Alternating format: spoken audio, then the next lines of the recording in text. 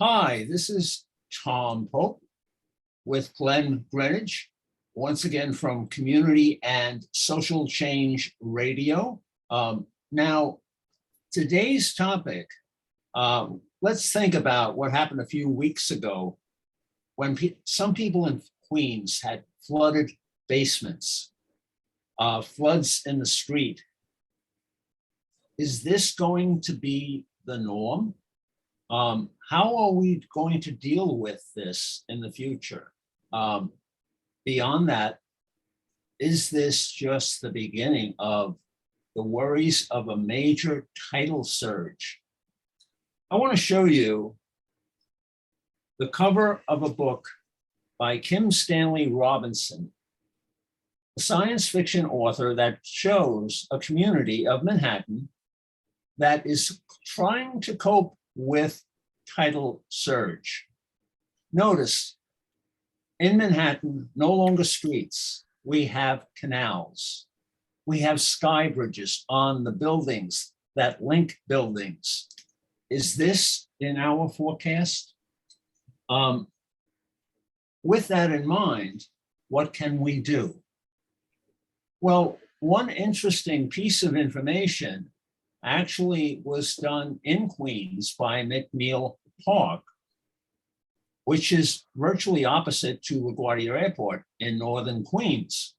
Now, a number of condos exist in and around the park, but the recent floods created an interesting contrast. The park itself, which has been going through changes, suffered a lot less than the area around the condos. Why? Well, let's take a look. We have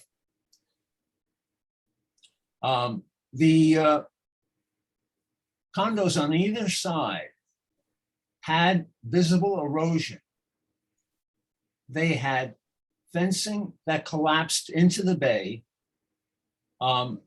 We had a difference with the park itself, where grassy slopes extended beyond the park into the bay. The grassy slopes actually acted as a sponge to pick up the incoming water. Also, sea life, crabs, hard shells acted as a type of biological concrete that supported the area. The park ended up by having a lot less erosion than those condos. So the big question becomes, where in Queens or any community, what can we do? What can the average resident do to ensure his area has in place some of these safeguards? What do you think, Glenn? Well, I think the first thing is that people have to consciously be looking at the wetlands, the development of the wetlands, the seaweeds and seagrass that is associated with are all things that absorb surges. You talked about the oyster beds. You talked about the berms, I should say, which are a slope that kind of helps protect the water. The placing of floodgates and storm seawalls are all part of the protection. But the question you asked is, how do we administer that? Who do we talk to? If I'm a community that's looking at this and has realized that it is a threat to the future of the neighborhood, I think one of the things to begin to work with and look at the Audubon Society, the natural resources companies that are supporting national resources in terms of building up the wetlands. I think that it's also important that you organize yourselves and begin to contact your local elected officials, both the city, state, and the federal level, to highlight the situation, because they may know of it, but unless you make it an issue, through your community board, through your civic associations, all of those groups should be coming together to let our elected officials know that they need to spend some money to mitigate these storm surges. Now, besides joining a group like that or participating, it's also possible to set up your own group. Yes. Now, I'm thinking about, with the problems with the Floyd killing, suddenly we have this group emerging of Black Lives Matter. This is a group that came about to answer a problem. People organized a new group or took elements of existing groups, brought it to a real type of focal point. Maybe residents in Southeast Queens could link up with residents in another area, form a group, and that way they might even have more pressure than the environmental organization, which might have different focuses.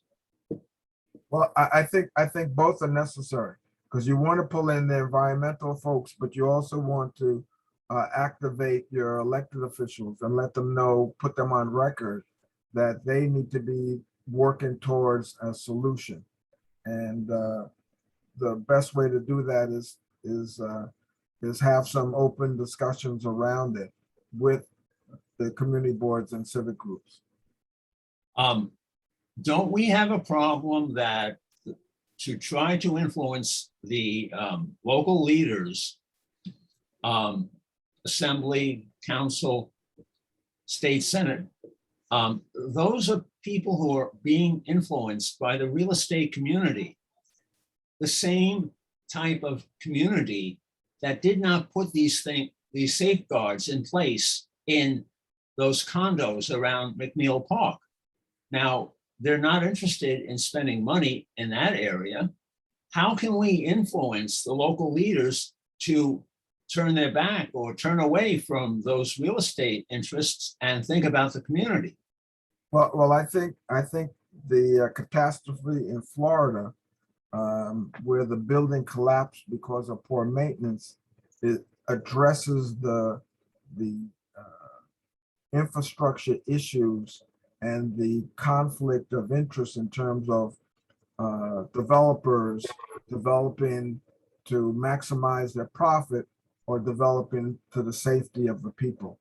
And I think that issue is now, I think, a little bit more clear for people. And I think that would be a red flag to be used in this situation.